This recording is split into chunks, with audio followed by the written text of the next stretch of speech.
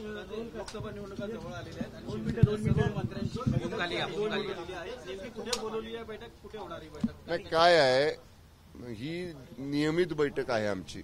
कसं असतंय, मंत्रिमंडळाची बैठक झाल्यानंतर आम्ही सर्वच मंत्री शिवसेनेची एका ठिकाणी चर्चा करत असतो. त्याप्रमाणे आजची बैठक आमची आहे. विशेषतः लोकसभेच्या निवडणुका तोंडावरती आहेत, त्यामुळं प्रत्येकानं आपापल्या विभागामध्ये, कारण आता आम्ही मंत्री आहोत 9 शिवसेनेचे, त्यामुळं संपूर्ण महाराष्ट्रात म्हणजे केवळ शिवसेनेच्या वाट्याला येणारेच लोकसभा मतदारसंघ असं नाही, जिथं आम्ही महायुती म्हणून लढणार आहे, शिवसेना, भारतीय जनता पक्ष, राष्ट्रवादी काँग्रेस पक्ष आणि आमचे मित्र पक्ष.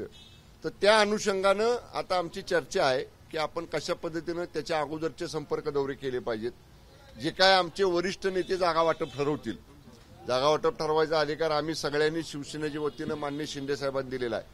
ज्या काही जागा वाटायला येतील त्या ठिकाणचं नियोजन कसं करायचं, या बाबतीतली आमची नियमित बैठक. आणि विशेषतः ज्या ज्या ठिकाणी पक्ष संघटनेचं म्हणजे आमचे शिवदूत आहेत, बूथ प्रमुख आहेत, आमचे शाखा प्रमुख आहेत, यांच्या बाबतीतला सुद्धा आढावा आत्ताच्या बैठकीमध्ये आम्ही घेणार आहोत. आमचे ज्या विंग आहेत, म्हणजे विंग आमचे महिला आघाडी आहे, युवा सेना आहे, एसटी कामगार सेना आहे, म्हणजे प्रत्येक मंत्र्यांनी त्या त्या विभागात, समजा आता मी पश्चिम महाराष्ट्रात सातारा, सांगली, कोल्हापूर या 3 जिल्ह्यामध्ये कशा पद्धतीचं नियोजन करायचं त्याची आमची चर्चा आजच्या बैठकीमध्ये आहे.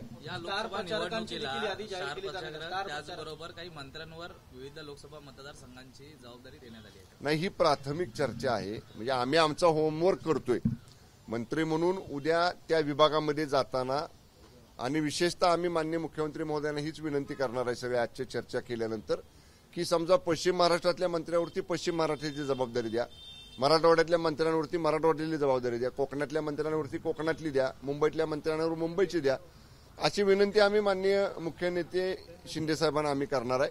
आणि जी काय जबाबदारी साहेब टाकतील, मग एका मंत्र्यावरती 1 लोकसभा टाकतील किंवा 2 लोकसभा, जी काय जबाबदारी टाकतील त्याप्रमाणे त्याची पूर्वतयारी आपली असली पाहिजे. त्या अनुषंगानं आमची चर्चा आहे. शिवसेनेचे मंत्री 9 आहेत आणि एकूण 48 लोकसभा मतदारसंघ आहेत. त्या अनुषंगाने आपण पाहिलं तर मग किती 30 मंत्री आहेत, आमचे आहेत, शिवसेनेचे, राष्ट्रवादी काँग्रेसचे आहेत, भारतीय जनता पक्षाचे आहेत. आम्ही महायुती म्हणून लढणार आहे, त्यामुळे मंत्र्यांची कमतरता नाही. मंत्री आहेत आणि आमचे हे 3 नेते एवढे मोठे आहेत, माननीय दादा, माननीय सीएम साहेब, शिंदे साहेब आणि माननीय फडणवीस साहेब, हे 3 जणच सगळ्या मंत्रिमंडळाची सुद्धा जबाबदारी घेऊ शकतात. एवढे त्यांचं काम फास्ट आहे, एवढं वेगवान आहे. शिंदे साहेबांकडे जर आपण पाहिलं तर 20-20 तास, 18-18 तास ते काम करत असतात. रात्री 2-2:30 वाजता जरी दौऱ्यावरून आले आणि एखादं शिष्टमंडळ भेटायला थांबलेलं असलं तर रात्री 2-2:30 वाजता सुद्धा त्या शिष्टमंडळाला भेटतात आणि मग ते बंगल्यात जातात. त्यामुळं आमच्याकडे त्याची कमतरता नाही.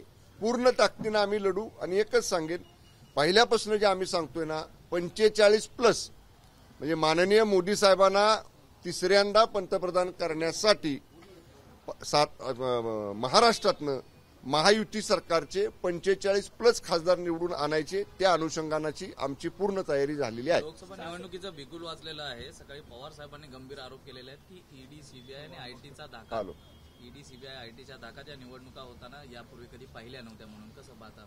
नाही, असं कुठं दिसतंय चित्र? ईडी, सीबीआय किंवा कोणाच्या धाकामध्ये निवडणुका कधी होत नसतात. निवडणुकीची प्रक्रिया सुरू झाल्यानंतर त्याच्यावरती पूर्ण नियंत्रण हे केंद्रीय निवडणूक आयोगाचं असतं आणि हेल्दी अॅटमॉस्फिअरमध्ये निवडणुका आतापर्यंत महाराष्ट्रात झालेल्या आहेत. इथून पुढे सुद्धा तशाच होतील. कुठल्याही यंत्रणेचं कोणावरही दबाव नाही. फक्त जर कोणी चुकीचं केलं असेल, गुन्हा केला असेल, तर त्या बाबतीत निश्चितपणे अशा चुकीचं करणाऱ्या किंवा चुकीचं वागणाऱ्या लोकांवर कायद्याप्रमाणे कारवाई ही होत असते. त्याला जर कोणी सूडबुद्धीनं कारवाई केली असं म्हणत असेल तर मग कारवाया ज्यांना या कारवाया मान्य नसतात ते न्यायालयामध्ये जातात आणि न्यायालय हस्तक्षेप केल्यानंतर त्याच्यात काय असेल तर योग्य निर्णय, न्याय निवाडा होतो. त्यांनी स्पेसिफिकली म्हटलंय की आमच्यावरच फक्त कारवाया होत आहेत, बीजेपीच्या कोणावर होत नाही, की सत्ताधारी कुठल्याही नेत्यांवरती ज्या आरोप झाले होते त्यांच्यावर गुन्हे दाखल आहेत त्यांच्यावर कुठली कारवाई होती असं नाही. कारवाई करताना जी यंत्रणा कारवाई करते त्यांच्याकडे प्रायमा फेशी इव्हिडन्स ज्याला आपण म्हणतो तसा जर काय असेल, तो जर सापडला असेल किंवा तो जर पुढे आला असेल इव्हिडन्स, पुरावा म्हणून, तर तो तपासूनच कारवाई होते. असं सूडबुद्धीनं कारवाई कुठली यंत्रणा कधीही करत नाही. ओके, धन्यवाद. मीटिंग चालू व्हायला लागली.